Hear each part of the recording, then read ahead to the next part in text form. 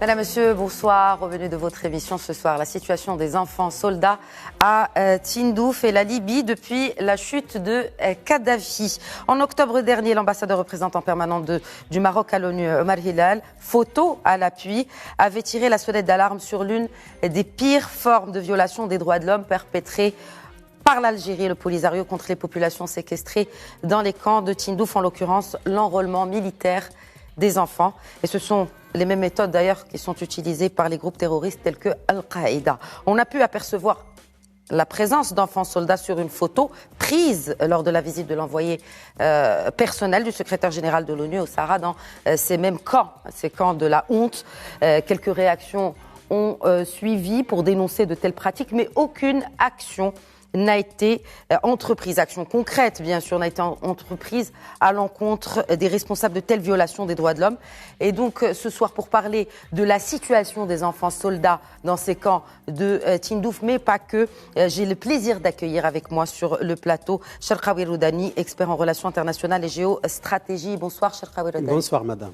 Se joindra à nous en seconde partie de l'émission par Skype depuis Paris, Emmanuel Dupuis, président de l'Institut Prospective et Sécurité en Europe. Il sera question de la situation en Libye. Les Libyens célèbrent en effet ce 17 février le 11e anniversaire de la révolution qui avait renversé Muammar Kadhafi. Mais depuis, la crise politique s'aggrave et menace les efforts de reconstruction, crise politique mais aussi crise sécuritaire. En cause, il y a les rivalités entre les régions, les principales régions en l'occurrence Est et Ouest, les luttes de pouvoir et ne pas oublier les ingérences étrangères. Alors, qui détient la solution pour la Libye ?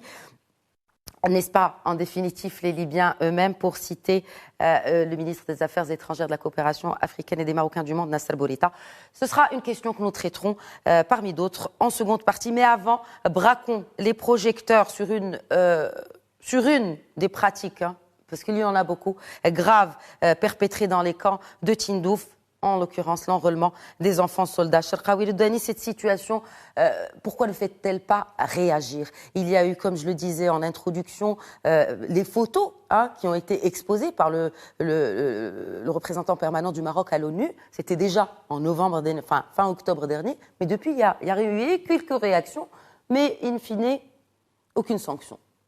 Oui, mais tout à fait, vous avez parfaitement raison. Aujourd'hui, il y a un certain mutisme à l'échelle internationale sur cette question humanitaire, mais revenons en arrière, parce que ce n'est pas la première fois aujourd'hui qu'on voit sur une photo, par exemple, un enfant avec un habit militaire instrumentalisé devant l'envoyé personnel du secrétaire général des Mastora qui est en train de regarder. Exactement. Mais on doit revenir dans les années 70 où il y avait vraiment une opération massive de déportation des enfants nés dans les camps de Tindouf, dans l'île de Pins ou bien l'île de la Jeunesse, dans l'archipel cubain. Donc, et depuis, on a vu par exemple beaucoup de discours à l'échelle internationale, les Nations Unies, dans les commissions des droits de l'homme. Tout le monde parle de cette situation de déportation, de cette maltraitance, de ce enrôlement des enfants dans des situations conflictuelles.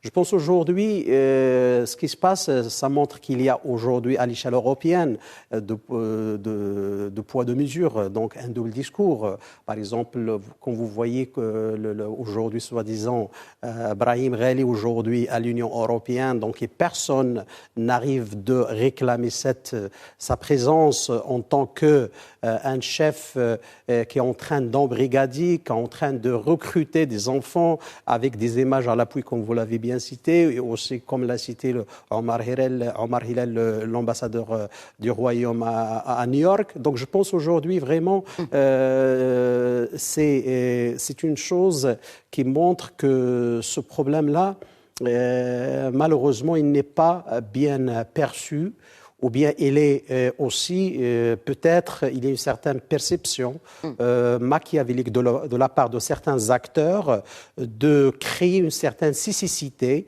vis-à-vis de cette situation humanitaire des enfants soldats qui sont enrôlés dans des forces armées, alors que le droit international et les conventions sur les questions de droits de l'homme, ou bien le CID, le Centre international, la Convention internationale des droits de l'enfant, notamment dans l'article 1.2, oblige que les États n'engagent pas des enfants dans des conflits armés. Oui. Donc, je pense aujourd'hui, effectivement, c'est quelque chose qui pose des questions qui doivent être soulevées par les médias, par l'opinion publique internationale aussi. Mais il y a le rôle aussi des ONG. Pourquoi on n'entend pas parler d'ONG, justement? À part, bien sûr, il y a eu certaines ONG, de la société, certains acteurs de la société civile qui ont même annoncé la création d'une coalition civile pour un plaidoyer en faveur de ces enfants-là ou de la protection des enfants dans les camps de Tindouf. Mais c'est le rôle aujourd'hui aussi des ONG, au-delà de nous, médias, bien sûr, pour exposer la problématique. Vous savez, Madame Ihsan, aujourd'hui, les ONG, il y a deux catégories. Une catégorie vraiment qui travaille. Je pense aujourd'hui, je fais rappel, par exemple,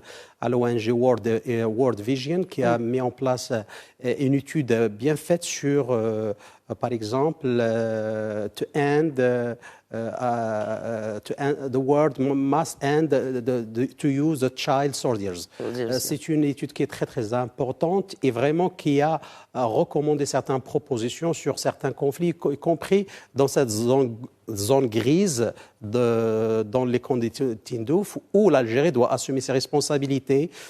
Par exemple, c'est le droit international, parce qu'aujourd'hui, cette autorité, cette souveraineté algérienne sur les camps, elle est posée. Et aussi impose certaines questions qu'aujourd'hui, pourquoi l'Algérie ferme les yeux sur la maltraitance des enfants, alors qu'il a signé des conventions sur des questions des droits de l'enfant, sur des questions de la protection des enfants, notamment le protocole facultatif de la Convention des droits de l'enfant. L'Algérie l'a signé dans la Commission des droits de l'homme à Genève. Et aujourd'hui, donc, tout le monde pose cette question. Aussi, un point qui est très important, c'est qu'aujourd'hui, les enfants soldats dans les camps de Tindouf sont utilisés dans le trafic. Tout le monde le sait qu'il y a aujourd'hui une collusion entre le terrorisme et les narcotrafiquants. Donc, par exemple, je vais vous citer un exemple d'un certain Mohamed Fadel, Mohamed Salem, qui était né dans les camps de Tindouf et qui était envoyé en Russie, était persuadé de rejoindre le djihad en Tchétchène. Il a été capturé par les Russes au Kazakhstan. Il a été condamné 4 ans de prison ferme et après il a été renvoyé en Algérie, expulsé en Algérie et maintenant il est dans les camps de Tindouf. Ça, c'est un exemple qui montre comment un enfant soldat devient un terroriste avec une dimension internationale, c'est-à-dire dans des conflits hors de la géopolitique du Maghreb, c'est-à-dire en Tchétchène et au Kazakhstan. Donc aujourd'hui, beaucoup d'exemples qu'on peut citer. Par exemple, Mohamed Fadili, aussi il y a Mahjoub Sidi Mohamed. Donc ce sont des jeunes qui étaient nés dans les camps de Tindouf et aujourd'hui on les trouve dans des groupes terroristes comme par exemple l'État au Grand Sahara de l'ancien Omar le Sahraoui. Et donc aujourd'hui, tout le monde pose cette question, pourquoi il y a cette cécité dans la perception de cette collusion entre les narcotrafiquants et entre la criminalité transfrontalière avec le terrorisme. Surtout qu'aujourd'hui, tout le monde parle des enfants soldats de Daesh. Je pense que les enfants soldats, par exemple, quand vous êtes en train d'enrôler un enfant dans un climat ou bien dans un logiciel où il y a la maltraitance, il y a la violence, il y a l'endoctrinement et aussi il y a ce qu'on appelle, je peux vraiment rajouter un terme qui a été utilisé par l'Institut More, Thomas More, c'est une industrie hybride d'endoctrinement. Donc voilà, et aujourd'hui tout le monde sait que ces enfants-là, demain ou après-demain, ils vont être recrutés par des groupes terroristes. Et tout le monde sait maintenant la situation dans l'Afrique subsaharienne et du Sahel. Aujourd'hui, on parle par exemple du retrait de la force française Barkhane et même Takuba du Mali. Et donc, je pense que cette situation, vraiment, ça impose des questions. Il pose des questions sur comment le monde, comment la communauté internationale va régler et va gérer cette situation qui est humanitaire d'abord, mais aussi c'est une situation qui a des une exploitation ou une extrapolation vers le terrorisme international, sachant bien aujourd'hui, par exemple, quand vous parlez de GCPC, le GCPC, tout le monde se rappelle, par exemple, en Algérie, en 2009, les Algériens ont interpellé un certain Mahjoub Sidi Mohamed, qui était un moufti de Polisario, qui était impliqué dans le recrutement des enfants et qui voulait vraiment mener des attaques terroristes contre des organisations humanitaires. Tout le monde, par exemple, se rappelle de 3 jeunes enfants qui étaient avec Omar Sahraoui en Mauritanie en 2009 et qui ont attaqué une structure minière, l'Office national mauritanien des mines, pour voler des explosifs, pour les utiliser dans un groupe, avec une cellule terroriste qui s'appelle Fath al-Andalus, qui a été démantelée au Maroc. Et après l'enquête marocaine, on a trouvé qu'ils avaient des cellules opérationnelles dans la ville de Dakhla El Ayoun, dans le sud du province du Maroc, et qui voulaient attaquer le Minurso, surtout les forces françaises qui font partie du Minurso et même les forces américaines. Tout le monde rappelle, par exemple, dans la région de l'Iptako-Gorma ou bien dans le Niger, où il y avait la mort de 4 soldats américains qui ont été menés par Omar Sahraoui, qui est un élément du Polisario. Donc, de fait, aujourd'hui, on voit la complexité et aussi la dimension internationale de ce problème de recrutement des enfants soldats dans l'élargissement, dans l'extension des actions terroristes dans la bande sahélo-saharienne, dans le nord d'Afrique et aussi même jusqu'à le golfe de la Guinée. Alors, juste pour rappel, il y a eu cette journée internationale contre l'utilisation des enfants soldats. C'était le 12 février, mais on a l'impression qu'elle est passée presque inaperçue, et notamment sur notre terre, sur le continent africain, qui compte beaucoup d'enfants soldats parce qu'il y a beaucoup justement de régions de conflits. Quelle est la solution ? Quelle est la solution à ce fléau ? Pourquoi nous n'en parlons pas assez ? Aujourd'hui, par exemple, l'ONG Child Soldiers compte à peu près plus de 250 000 enfants soldats dans 18 conflits à l'échelle internationale. Oui. Parmi les 18 conflits, il y a 12 conflits en Afrique. En Afrique, absolument. D'accord. Et aujourd'hui, plus que ça, par exemple, l'année 2018, et c'était une annonce d'Antonio Guterres et même son envoyé spécial sur la question, la représentante spéciale de secrétaire général de l'ONU, Virginia Gamba, qui a dit qu'au cours de l'année de 2018, par exemple, il y avait 24 000 enfants qui ont été tués dans ces conflits-là ou bien ont été violentés. Donc aujourd'hui, devant cette situation alarmante, on s'attendait vraiment à un discours, mais avec des actions opérationnelles. Absolument. Avec des actions opérationnelles et avec même des résolutions à l'échelle du Conseil de sécurité des Nations Unies. Hélas, malheureusement, ce n'est pas une question prioritaire pour les Nations Unies, pour la communauté internationale, lorsqu'il s'agit d'un problème conflictuel d'ordre géopolitique. D'accord ? Par exemple, aujourd'hui... Donc, ça reste des enfants quand même. Ça reste des enfants, mais malheureusement, lorsqu'il s'agit des enfants africains, bien sûr, beaucoup de questions se posent. Par exemple, un enfant qui va décéder ou bien qui va être maltraité, par exemple, aujourd'hui, tout le monde parle, par exemple, d'une situation, d'une maltraitance d'un homme qui est capturé aujourd'hui par la justice française, d'une fille. D'accord ? Tout le monde parle, l'opinion publique française mobilise pour incarcérer cet homme qui a maltraité cette fille. Aujourd'hui, vu la situation, donc on parle par exemple dans le camp des Tindouf, parce que aujourd'hui même les autorités algériennes refusent catégoriquement la rentrée au commissariat de réfugiés de l'ONU de recenser les enfants, de recenser même cette population séquestrée, ces réfugiés, c'est ces gens qui sont dans ces camps de Tindouf, sur le sol algérien. Mais aujourd'hui, devant ses responsabilités morales, ses responsabilités politiques, l'Algérie cramponne et continue de cramponner sur cette position. Donc, de fait, aujourd'hui, tout le monde n'en parle pas. Aujourd'hui, n'oublions pas, par exemple, le détournement des aides humanitaires destinées à ces enfants-là. Parce qu'aujourd'hui, au lieu un enfant prend un sac, un cartable sur son dos pour aller à l'école, il prend un AK-47 ou bien un Beretta ou bien, je ne sais pas, des armes pour tirer, ou bien travaillent dans l'espionnage, ou bien ils travaillent comme un relieur, ou bien un rabatteur des groupes terroristes dans la région et la sous-région.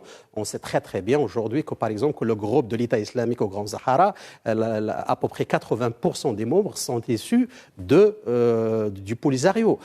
Plus que, par exemple, l'État, le groupe soutien islamique aux musulmans aussi, par exemple, entretient des relations très importantes avec des éléments et des anciens militaires du Polisario. Donc, tout le monde le sait que le vide idéologique laissé par la défaillance et la faillite, si vous acceptez le terme du marxisme, léninisme que se réclamait le Polisario, a été substitué malheureusement par l'islam radical. Et de fait, aujourd'hui, tous les enfants, donc faute de moyens, de perspectives d'évolution de leur situation ou bien de leur famille, se trouvent dans l'obligation. Les familles ont une responsabilité aussi, Cheikh Khabiroudani. Mais je pense que les familles, ils n'ont aucune perspective dans leur vie. Donc, par exemple, il manque beaucoup de choses. Il n'y a pas, donc, ils sont vraiment séquestrés, ils sont emprisonnés. Oui. Donc, et la seule solution pour avoir une certaine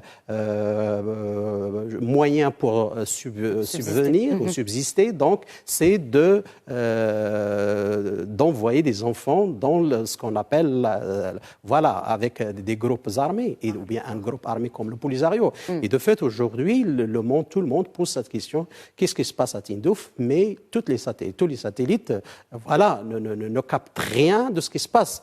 Est-ce que c'est voulu ou bien la réponse a été on l'a vu, a été annoncée lorsque Guterres, en 2018, il a dit que cette année, il est vraiment une année catastrophique. Plus de 24 000 enfants ont été tués dans des conflits, surtout en Afrique. Et il n'a pas, je ne sais pas pourquoi, il n'a pas osé de dire voilà pourquoi le HCR ne rentre pas dans ces conditions. Est-ce que ce serait une solution à ce fléau dans les camps, déjà, de les recenser? La première condition, c'est une condition sine qua non, parce qu'on doit savoir de quoi s'agit-il, qu'est-ce qui se passe véritablement dans ces camps-là. Donc, parce que quand vous recensez, vous connaissez les gens, les familles, donc vous pouvez apercevoir ou bien concevoir une stratégie globale d'éviter ce recrutement ou bien ces opérations d'endoctrinement ou bien ces opérations de déportation. Une chose qui est très importante, et peu de personnes en parlent, c'est qu'il y a des enfants au Polisario en Iran. Oui, en Iran aujourd'hui, dans ce qu'on appelle, et même dans des groupes en Irak, dans le Hashd Shabi, le mouvement populaire, et personne n'en parle. Donc, et de fait, aujourd'hui, on voit maintenant qu'il y a une stratégie de construire toute une génération qui va porter des armes pour peser sur certains paramètres géopolitiques pour l'intérêt de certains États comme l'Iran, comme l'Algérie. Et aujourd'hui, tout le monde sait bien maintenant ce qui se passe en Ukraine. Nous sommes vraiment, on va essayer un petit peu de schématiser ce qui se passe là-bas. C'est la même chose, la Russie. Mais justement, il y a une forte présence russe aujourd'hui. Il y a un expansionnisme russe qui ne dépend pas non seulement de l'ex-URSS ou des pays qui constituaient l'ex-URSS, mais on le remarque aussi en Afrique.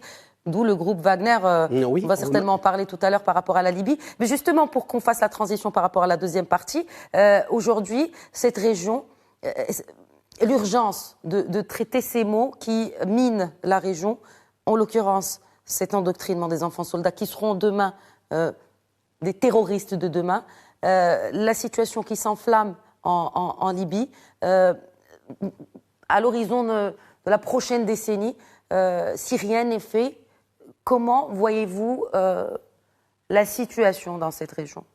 Écoutez, moi, je suis très pessimiste vis-à-vis le déroulement des choses dans la région de l'Afrique subsaharienne et du Sahel, parce que c'est une zone d'influence stratégique pour le Royaume du Maroc, comme pour l'Algérie, comme aussi pour tous les pays du Maghreb. La situation en Libye que vous allez évoquer dans la deuxième partie aussi, le désordre dans lequel s'engloutit plane sur l'environnement, si vous acceptez le terme, géostratégique, parce qu'il y a des conflits. D'autant plus aujourd'hui, la situation avec les coups d'État, Mali, Burkina Faso, la Guinée-Bissau, dans Guinée-Conakry. On ne sait pas qu'est-ce qui va se passer au Tchad. La situation elle est alarmante. D'autres pays aussi dans l'Afrique de l'Ouest sont dans une situation très difficile. À maintes reprises dans votre chaîne, on a tiré la sonnette d'alarme sur la situation dans le golfe de la Guinée, surtout le nord du Bénin. La situation vraiment, elle est très compliquée avec une présence très puissante des groupes terroristes, notamment le groupe islamique du Grand Sahara et même certains groupes Ansarul Islam. Donc aujourd'hui, on voit vraiment qu'il y a un redéplacement du centre de gravité des groupes de l'activité terroriste qui a été au Proche-Orient, surtout en Syrie et en Irak, vers le continent africain. Je me rappelle très bien, par exemple, un rapport du Centre national américain de la lutte contre le terrorisme qui a explicité, même s'ils étaient optimistes, et de dire qu'il y a plus que 20 mouvements terroristes en train d'avoir une mainmise sur le continent africain. Quand vous voyez par exemple le nord du Mozambique, dans la région de Liptako-Gourma, quand vous voyez par exemple la Corne d'Afrique, quand vous voyez par exemple le nord de Bénin et surtout les frontières avec le Nigeria, et quand vous voyez par exemple la région de Liptako-Gourma, on aperçoit vraiment que ce continent-là, il n'a pas d'avenir. C'est demain ou après-demain, et je me rappelle très bien la phrase de Barry, l'ancien ministre des Affaires étrangères burkinabé, il a dit que l'État dans l'Afrique de l'Ouest, il va chuter, c'est une question de temps. On a vu avec le Mali, le Burkina, le Niger, il y avait une tentative de coup d'État. C'est une véritable épidémie. D'accord, c'est-à-dire d'autant plus qu'aujourd'hui le problème, il est plus structurel. C'est qu'il y a une connivence entre les groupes terroristes et aussi les narcotrafiquants et même les groupes criminels transfrontaliers. Absolument. Et aujourd'hui, par exemple, la cocaïne, nous l'avons expliqué la dernière fois, fait ravage dans le continent, notamment en Afrique de l'Ouest. Personne n'en parle. Et si on examine, par exemple, les subtilités de cet effondrement de l'État, on va trouver que les narcotrafiquants et la connivence qui existe avec le pouvoir politique ou juridique et militaire, est vraiment, elle est là. Et de fait, aujourd'hui, cette situation, elle est vraiment très compliquée et une solution doit être regardée d'une manière globale. J'ai entendu tout à l'heure le président Macky Sall du Sénégal en train de parler sur la question du retrait de la force de Barkhane du nord du Mali avec la force de Takuba qui est annoncée fin juin 2022. Et il a dit que la sécurité donc, dans le Sahel et l'Afrique de l'Ouest, c'est une question internationale. Et qu'aujourd'hui, que le continent africain et le continent européen doivent regarder avec une vision globale le déroulement des choses, parce que l'insécurité va continuer, les facteurs de la déstabilisation vont continuer, et aussi parce qu'aujourd'hui, la manière avec laquelle, parce que jamais une action militaire n'a été un projet politique. Et ça, c'est un message pour le Polisario. Donc, parce qu'aujourd'hui, la manière avec laquelle l'Algérie traite ou bien gère les paramètres de l'équilibre qui est en train de chercher dans ses rapports de force avec le Royaume du Maroc, en utilisant un État, soi-disant un État lige, d'accord, ou bien en essayant de créer un État lige, pose beaucoup de questions et aussi interroge la communauté internationale et l'Union européenne, surtout quand il s'agit des questions de la sécurité, parce qu'aujourd'hui, le Maghreb, c'est une zone d'influence stratégique pour l'Europe, notamment l'Europe de l'Ouest, et ce qui se passe en Libye va influencer le Sahel, va influencer, par exemple, malgré aujourd'hui qu'il y ait une annonce du fait qu'aujourd'hui, les Français, comme avec ses partenaires européens, vont essayer de retirer leurs forces vers le Niger et vers le golfe de la Guinée, mais la situation, elle est plus compliquée parce qu'il n'y avait pas une vision stratégique. Il y avait vraiment une action tactique, des tactiques pour essayer de contenir, de faire l'endiguement et même l'encerclement, mais pas l'éradication. Parce que le terrorisme, c'est une question culturelle, madame. Et aujourd'hui, lorsque vous voyez ce qui se passe dans les camps d'Tindouf, avec ce enrôlement des enfants soldats dans la violence, dans des conflits comme ça, donc on aperçoit que le devenir ou bien l'avenir, il est sombre, il est très difficile, il est invisible. Et de fait, aujourd'hui, la communauté internationale doit assumer toute sa responsabilité. Il n'y aura pas un discours vis-à-vis Moscou ou bien vis-à-vis l'Ukraine et un autre discours alors que la situation est plus grave en Afrique et notamment dans l'Afrique de l'Ouest. Merci beaucoup, Cherkaoui Roudani, expert en relations internationales. Merci d'avoir répondu à nos questions ce soir. Merci beaucoup, Madame. Nous passons à présent à la seconde partie de questions d'actu.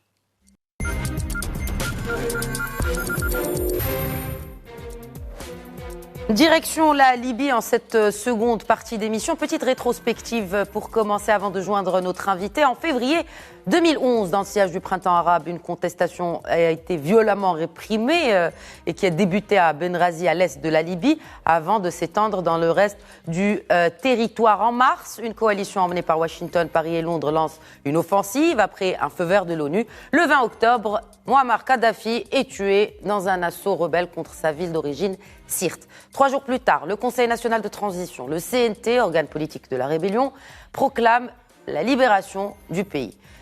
Premier scrutin libre a été organisé en 2012. Les Libyens élisent alors la première Assemblée nationale. Depuis, c'est le chaos. Alors pourquoi et surtout comment en sortir? Pour répondre à ces questions, à bien d'autres, j'ai le plaisir d'accueillir par Skype depuis Paris Emmanuel Dupuy, président de l'Institut Prospective et Sécurité en Europe. Bonsoir Emmanuel Dupuy, merci de vous joindre à nous dans Questions d'actu. Bonsoir, c'est un plaisir. Donc déjà, pourquoi le chaos? Pourquoi on n'arrive pas à organiser ces élections? Pourquoi les élections qui ont été prévues le 24 décembre ont-elles échoué? Pourquoi a-t-on échoué à organiser ces élections? Ces élections ont été reportées, sine die, mais elles sont reportées. Ça ne veut pas dire qu'il n'y en aura pas. En tout cas, l'échéance du 24 décembre est venue un petit peu plus, amener un petit peu plus de confusion au portrait que vous avez déjà, panorama que vous avez déjà décrit, qui évidemment n'a pas besoin de remonter jusqu'à 2011 pour montrer que le chaos est arrivé, s'est installé depuis une dizaine d'années en Libye. La question est désormais posée, est-ce qu'il y a besoin d'avoir des élections, puisqu'elles ne peuvent pas se tenir dans les conditions actuelles. Premièrement, parce que la communauté internationale s'était réunie plusieurs fois à Berlin en 2020 et en 2021, à Paris le 12 novembre dernier, et avait évoqué un certain nombre de préalables. Le premier préalable est le départ des forces étrangères, les sociétés militaires privées, nommément Wagner. Il serait plus de 2000, la société militaire privée russe. Ensuite, les combattants étrangers qui, d'un côté, servent les desseins des pays qui sont impliqués dans le dossier libyen, la Turquie, le Qatar, d'un côté, les Émirats arabes unis, l'Égypte, de l'autre, avec donc des supplétifs qui ont été amenés pour certains de Syrie ou qui, pour d'autres, sont venus ayant combattu précédemment au Yémen. Donc, les milices, les troupes étrangères, les mercenaires n'ont toujours pas quitté le territoire libyen. C'était une des préconditions pour ces élections. Troisième élément, l'ingérence internationale. J'ai évoqué le fait que la Turquie, le Qatar soutient toujours le gouvernement d'union nationale, celui qui est issu d'un processus consensuel, en tout cas qui est apparu comme tel en février dernier, en février 2020 bien sûr, mettant en avant le fait qu'il faille s'arrimer à une transition. C'était le cas avec un conseil présidentiel dirigé par M. Al-Menfi et un Premier ministre, en l'occurrence Abdulhamid Dabeiba, qui reste Premier ministre, mais désormais, comme vous le savez, il y a 2 Premiers ministres, ce qui augmente un peu les difficultés institutionnelles.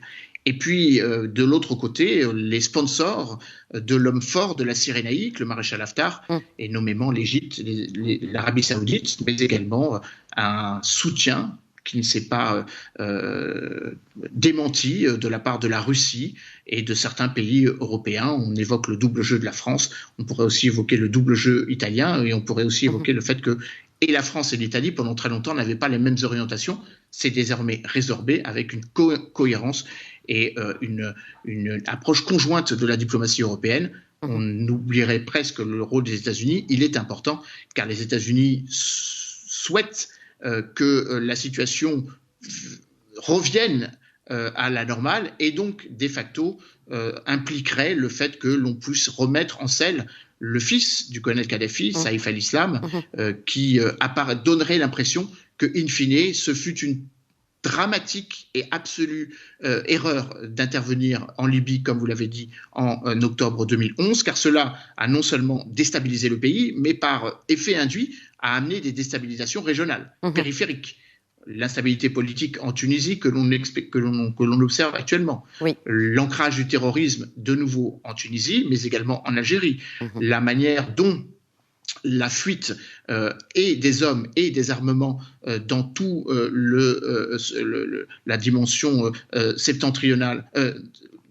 méridionale septentrionale du Sahel et méridionale donc de la Libye, avec nommément les Touaregs qui sont venus réactiver les rébellions au Mali, au Niger ou encore plus récemment au Tchad. Est-ce qu'il y a convergence dans les agendas, notamment de puissances étrangères? Est-ce qu'il y a une convergence dans certains agendas en ce qui concerne la Libye? Non, et c'est justement le fond du problème. Je dirais même qu'il y a non seulement une décorrélation des agendas des principaux acteurs, j'en ai évoqué quelques-uns, en résumé l'Union européenne d'un côté, les États-Unis de l'autre, la Russie pour les pays donc de la rive nord de la Méditerranée ou les pays périphériques donc aux puissances régionales. Il y a aussi un agenda des pays du Golfe qui n'est évidemment pas le même, selon que vous soyez à Doha ou à Abu Dhabi ou à Riyad.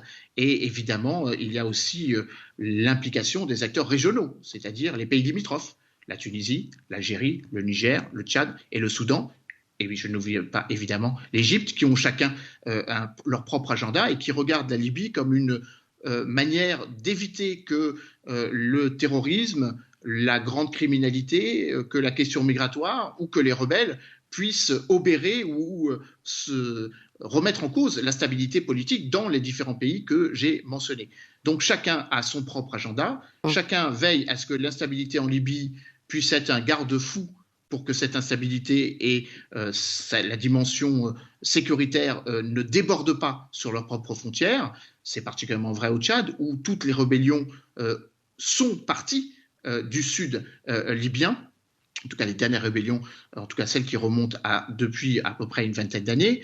Et puis, bien évidemment, la question est également posée de la déstabilisation de la Tunisie venant de la part de mouvements proches des frères musulmans et Daesh qui avaient tenté de s'incruster au sens littéral du terme sur les côtes libyennes à partir de 2014-2015, et puis bien évidemment l'instabilité au Sahel qui est une résultante, l'actualité actuelle au Sahel qui est une résultante donc de la déstabilisation du colonel Kadhafi et de son décès en 2011 comme vous l'évoquiez.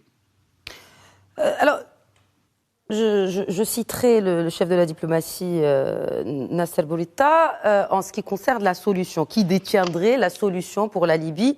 Eh bien, ce sont, in fine, les Libyens eux-mêmes. Comment y arriver? Comment donner cette opportunité à l'initiative libyenne pour régler le conflit en Libye? Avec bien sûr toutes les dissensions qu'il y a, les luttes de pouvoir, sans oublier les rivalités entre les différentes régions, et j'en passe. Mais comment les Libyens peuvent-ils prendre en main leur destin?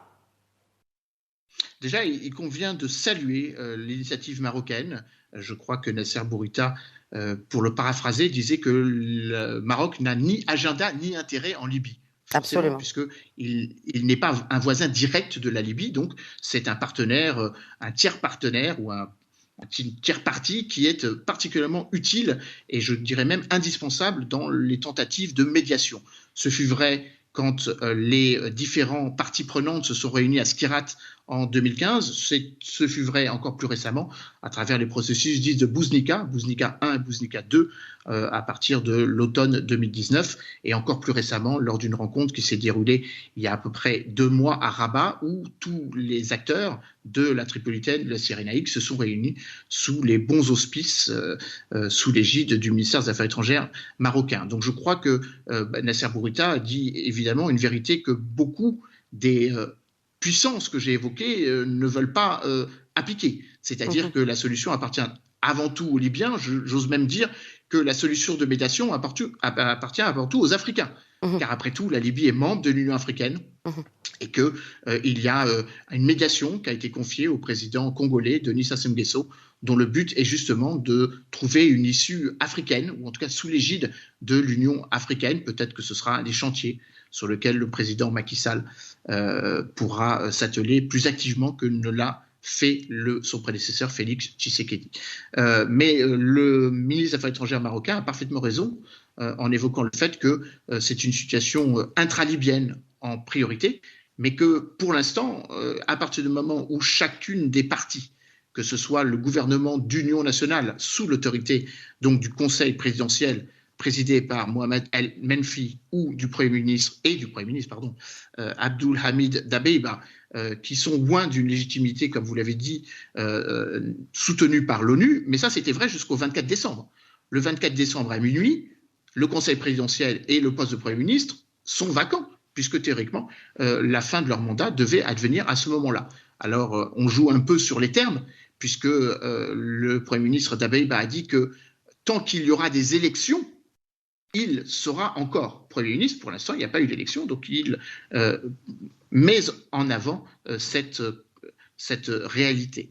De l'autre, il y a une autre difficulté qui n'est pas la moindre des difficultés, c'est que les parlementaires qui ont élu le nouveau Premier ministre en la personne de Fatih Bechag, l'ancien ministre de l'Intérieur du précédent gouvernement dont le Premier ministre était Fayez El-Sarraj, était légitime aussi, car le mandat de la Chambre des représentants, dirigée par Aghaïla Saleh Issa, est tombé en 2019, puisqu'il a été élu en 2014, et que le mandat des parlementaires était de 5 ans, en tout cas selon la charte constitutionnelle.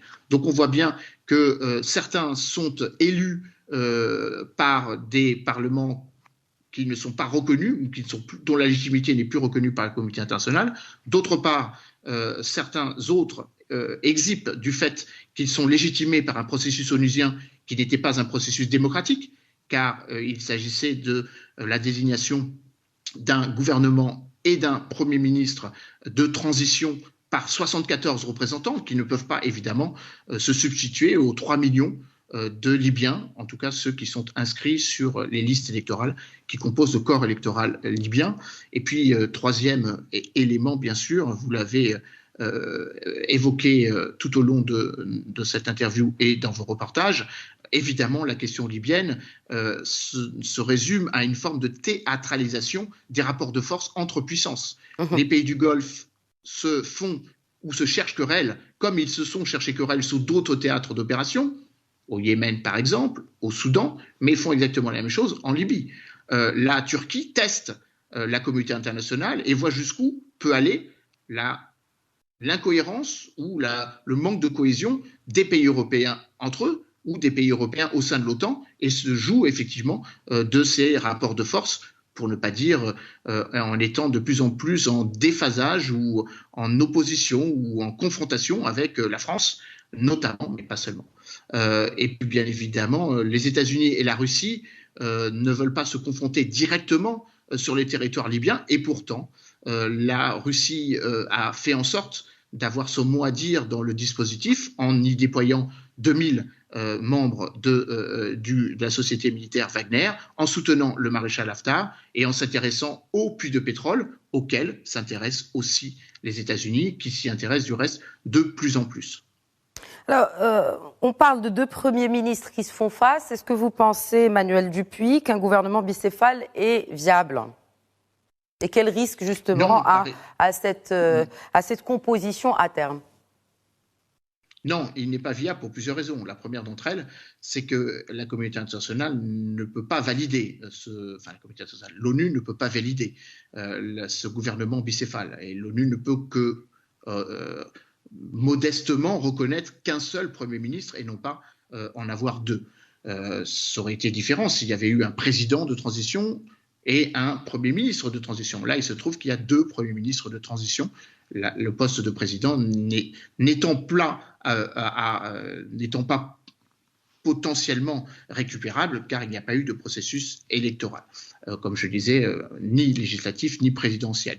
Deuxièmement, l'ONU ne peut pas reconnaître deux premiers ministres qui, accessoirement, sont originaires de la même ville, Misrata, qui appartenaient au même camp politique. Fatih Beshag a été ministre de l'Intérieur du précédent Premier ministre qui était Fayez El-Sarraj, et bien sûr Abdelhamid Dabeiba est aussi originaire de Misrata, avec un soutien des milices qui soutient l'un et l'autre, ou l'un contre l'autre.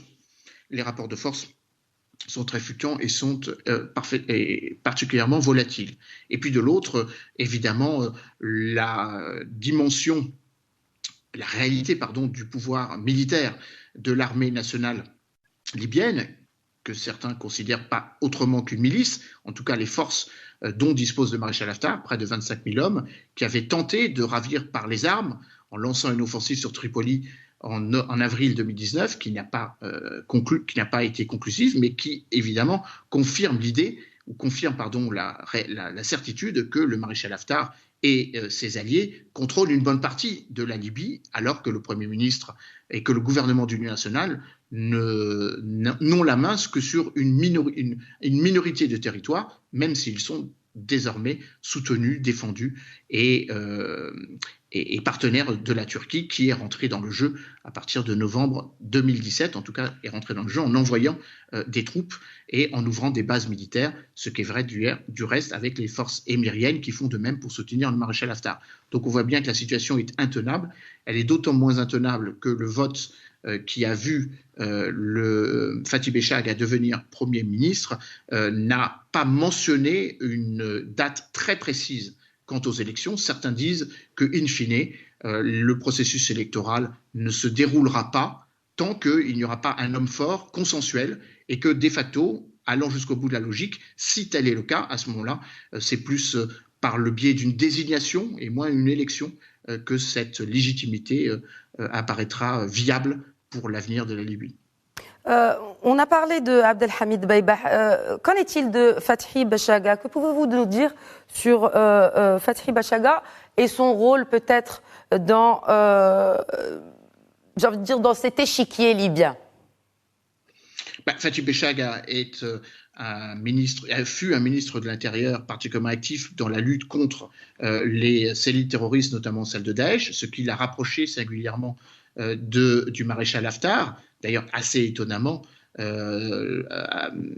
Fatih Bechagha est issu donc de l'ouest du pays, tout comme Hamid Dabeiba, mais à la différence du dernier que je viens d'évoquer, Fatih Bechagha a reçu un soutien de la part des amis de maréchal Haftar, sinon il n'aurait jamais pu être élu par le Parlement de Tobrouk, qui précisément soutient la légitimité des hommes, enfin de la mouvance, ou en tout cas de la légitimité du pouvoir en Cyrénaïque. Donc évidemment, Fatih Bechagha a cette capacité de pouvoir dialoguer et avec ceux qui ont soutenu le gouvernement d'un accord national entre 2016 jusqu'à février dernier, puis le gouvernement d'union nationale dans lequel trouve et puise sa légitimité Abdelhamid Dabeiba. Donc Fatih Bechagha est aussi en lien avec la Turquie, forcément, puisqu'il est originaire de Misrata, qui est le principal port d'entrée des denrées alimentaires, des matériels militaires, dont largement induit par la coopération économique, l'accord de sécurité qui a été signé en novembre 2017 entre Recep Tayyip Erdogan et Fayez El-Sarraj. Est-ce que certains parlent de partition de la Libye, comme d'ailleurs certains parlaient de la partition aussi de l'Irak, mais est-ce que c'est envisageable compte tenu de l'évolution des choses et de plus d'une décennie de chaos? Est-ce qu'on se dirige vers cela? Alors, il y a toujours ce risque, il y a toujours eu ce risque. Néanmoins, je pense qu'il est de moins en moins prégnant. Premièrement, parce que les rapports de force ne se font plus entre l'Est et l'Ouest, mais se font d'homme à homme, avec des logiques d'opportunité. Actuellement, tout le monde, sur la scène politique libyenne, serait enclin à faire en sorte que Saïf al-Islam ne puisse pas être candidat. Donc ça crée de l'union ou des coopérations ou de la convergence nonobstant donc l'Est, l'Ouest et le Sud du pays. Deuxième élément de réflexion, les soutiens des uns peuvent très vite et très aisément basculer vers le soutien des anciens ennemis. On le voit bien avec la Russie, qui est jusqu'à présent... Et le double jeu aussi de la France, vous évoquiez un peu plus tôt le double jeu de la France et de l'Italie, c'est relatif aussi à cela ? Par exemple, ça y participe. Ce n'est pas essentiel, mais ça y participe, bien sûr. Il ne faut pas le minorer, mais il ne faut pas non plus en faire l'élément de compréhension, la baguette magique qui permettrait de comprendre l'écheveau libyen. C'est un des éléments, mais pas seulement. Et puis, bien évidemment, le fait que la question libyenne est une question qui est plus largement méditerranéenne, car il y a 700 000 réfugiés subsahariens qui attendent de traverser la mer Méditerranée. Ça peut être utilisé comme une arme, le colonel Kadhafi le faisait aisément, tout comme le fait le président turc. Ça peut être utilisé comme un argument de plus ferme et plus fraternelle ou confraternelle coopération avec l'Union européenne, renforcement de l'opération Irini qui assure donc l'embargo sur les armes, ou qui veille à ce que l'embargo sur les armes soit contrôlé. Il l'est hélas trop peu, mais qui veille surtout à ce qu'il y ait un contrôle des migrations, ou en tout cas une gestion au moins organisée du processus migratoire. Et puis bien évidemment, comme je l'ai dit, la question libyenne est une question libyenne, méditerranéenne et une question africaine.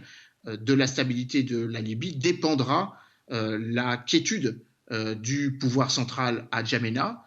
Une bonne partie des rebelles qui avaient tenté de ravir le pouvoir, en tout cas qui avaient provoqué la mort d'Idriss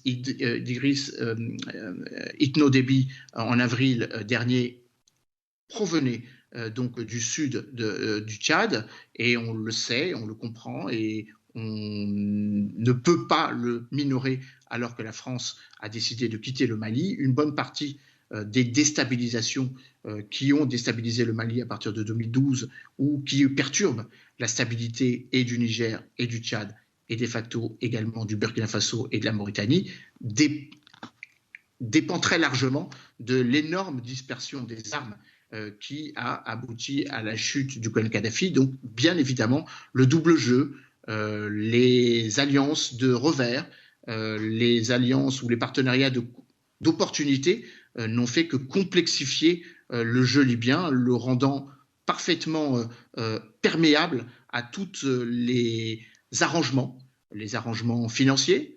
Il faut avoir à l'esprit que le sous-sol libyen renferme 39% des réserves pétrolières du continent africain.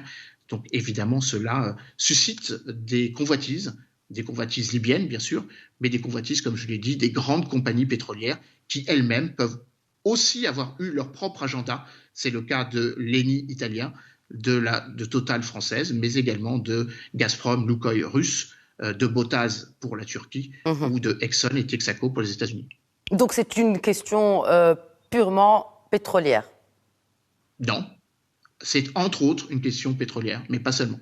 Mais pas seulement. En ce qui concerne, dernière question très rapidement, il nous reste très peu de temps, Emmanuel Dupuis, par rapport à toute la région aujourd'hui, si on ne voit pas d'issue à ce conflit libyen, quelles en seraient les conséquences directes sur l'ensemble de la région? Disons, au niveau régional, je ne vois pas comment on peut stabiliser la Tunisie si la question libyenne n'est pas réglée. Une bonne partie des difficultés financières provient, et c'était le cas déjà depuis les années 80, entre la Tunisie et la Libye, et par rapport à la frontière, peu ou prou 400-420 kilomètres. Évidemment, de la fermeture de la frontière, de l'exportation de l'instabilité libyenne sur le territoire tunisien dépend évidemment la stabilité du régime de Kais Saïed et de la Tunisie en général. Deuxième élément, on ne peut pas penser à la stabilité du sud algérien si la frontière est poreuse et permet la migration de la grande criminalité, du trafic de drogue. On sait que c'est une réalité évidemment qui impacte aussi sur l'Algérie puis sur le continent européen si la frontière n'est pas contrôlée. Troisième élément, de la même manière que la frontière entre la Libye, le Niger, la Libye, le Tchad, la Libye et le Soudan doit être contrôlée, car sinon les mouvements rebelles trouveront refuge, comme d'autres ont trouvé refuge dans l'est de la République démocratique du Congo, permettant de maintenir, d'une certaine façon, sous la protection ou grâce à l'instabilité libyenne, maintenir une capacité offensive sur les pays en question et mettant ou maintenant une pression permanente vis-à-vis de Niamey, vis-à-vis de Khartoum ou vis-à-vis de N'Djamena. Et puis, bien évidemment, la question du terrorisme est une question importante. Il reste des cellules terroristes en Libye. Elles pourraient profiter du chaos. Absolument. D'ailleurs, on dit que Daesh est en train de profiter de ce chaos institutionnel pour se reformer. Il y a eu des tentatives d'installation à Sirte, à Derna, à Benghazi. Elles avaient été jugulées, d'où ce que j'avais appelé le double jeu de la France, qui soutenait le gouvernement d'accord national, donc sous l'autorité de Fayez El-Sarraj, dont le siège était à Tripoli, et en même temps n'avait pas hésité à fournir des moyens militaires, à dispatcher, si j'ose m'exprimer ainsi, des conseillers militaires pour prêter main forte au maréchal Haftar, qui lui-même avait dit qu'il lutterait très vertement contre l'ancrage ou les tentatives d'ancrage de l'État islamique en Libye. 3 militaires français, d'ailleurs, sont décédés dans cette configuration durant les 5 dernières années. Donc on voit bien que la question libyenne est une question, et je passe évidemment pas sous silence la dimension maritime du problème libyen, la zone économique exclusive, le plateau continental qui, lui, recèle du gaz, qui est l'objet de convoitises de la Turquie, mais qui pose problème, car si l'on met bout à bout la zone économique exclusive de la Libye, la zone économique exclusive de la Turquie, on se retrouve en pleine confrontation institutionnelle, juridique, avec le plateau continental et les zones économiques exclusives de la Grèce, ou même celle de l'Égypte, ce qui évidemment complexifie ou rend la question libyenne parfaitement impossible à régler dans un avenir proche, car les problèmes bilatéraux entre les différents pays que j'ai mentionnés ne sont pas réglés par ailleurs. Merci beaucoup Emmanuel Dupuy d'avoir répondu à nos questions ce soir. Je rappelle que vous êtes président de l'Institut Prospective et Sécurité en Europe. Merci à vous. Merci à vous. Voilà, c'est la fin de Questions d'actu. Très bonne soirée à tous.